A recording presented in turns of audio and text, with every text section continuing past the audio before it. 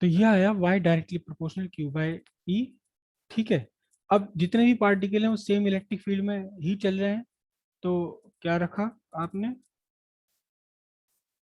For same electric field के लिए q by m directly proportional to y।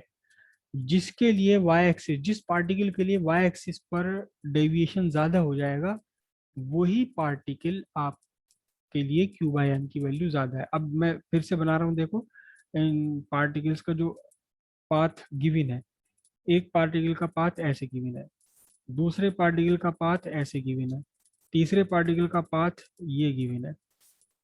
ठीक है। तो तीनों का आप डेविएशन y एक्सिस से फाइंड करने के लिए पहले तीनों के ही रास्ते पर आप x एक्सिस ड्रॉ करोगे। यहाँ दिस इज y पहले पार्टिकल के लिए, दूसरे पार्टिकल के लिए फिर आप x एक्सिस ड्रॉ करोगे उसके रास्ते पर, this is y for second particle. फिर थर्ड पार्टिकल के लिए आप x एक्सिस ड्रॉ करोगे, तीनों के लिए अलग अलग एक्सिस ड्रॉ करनी पड़ेगी आपको। This is the displacement. किसके लिए y की वैल्यू सबसे ज्यादा है, किसके लिए y एक्सिस के अलोंग डिस्प्लेसमेंट मैक्सिमम है, थर्ड पार्टिकल के लिए ये y की वैल्यू मैक्सिमम है। तो दिस पार्टिकल, जो भी पार्टिकल रहा होगा ये, this particle has q by m maximum, सबसे ज्यादा वैल्यू इसी की है q बाय m की। ये जे जे थॉमसन का एक्चुअली एक्सपेरिमेंट है। उन्होंने जब इलेक्ट्रॉन्स की डिस्कवरी की थी, तो इलेक्ट्रॉन्स उन्होंने देखा कि कैथोड कोई भी बना लिया या गैस कोई सी भी भर ली ट्यूब के अंदर, हर बार वो पार्टिकल आ रहा है, और हर बार उन्होंने q बाय एम फाइंड किया, तो पता लगा कि q बाय एम वैल्यू सबकी सेम आ रही है।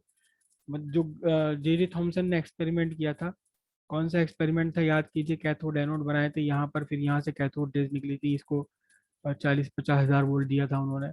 और ये जो कैथोड रेज निकलनी थी निगेटिव से, इन कैथोड रेज को उन्होंने बाहर निकाल करके q by m electric field लगाया था यहीं पर, इलेक्ट्रिक फील्ड से क्यू बाय एम कैलकुलेट करा, गैस बदली, इलेक्ट्रोड्स बदले, कभी कॉपर लिया, कभी जिंक लिया, कभी निकल लिया, कभी आयरन लिया, कभी हाइड्रोजन गैस ली, कभी ऑक्सीजन गैस ली, बहुत हल्के प्रेशर पर, गैस तो थी यहाँ पर, हर बहुत कम प्रेशर था उसका। तो उन्होंने देखा कि क्यू बाई एम सेम आ रहा है। तब उन्होंने कहा था ये जो भी निकल रहे हैं particle, these are the constituent particle. Constituent particle है जो कि हर जगह मौजूद है, हर मैटर में मौजूद है।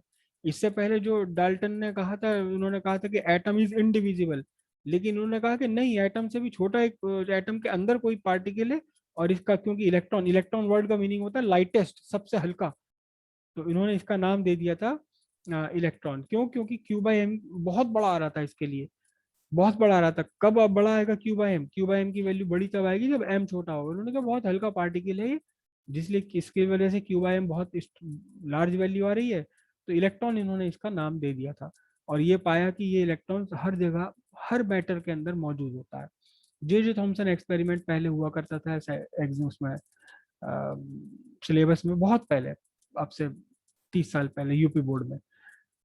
तब इसको हम फाइंड किया करते थे, पूरी डेरिवेशन थी इसकी, सब फाइंड करते थे क्यू बाई एम कैसे होता है, कितना होता है। अब तो वो एक्सपेरिमेंट निकल गया आपके सिलेबस से, सिलेबस रिड्यूस हो गया बहुत ज़्यादा। तो ये इलेक्ट्रॉन की डिस्कवरी से रिलेटेड है ये पूरा का पूरा एक्सपेरिमेंट।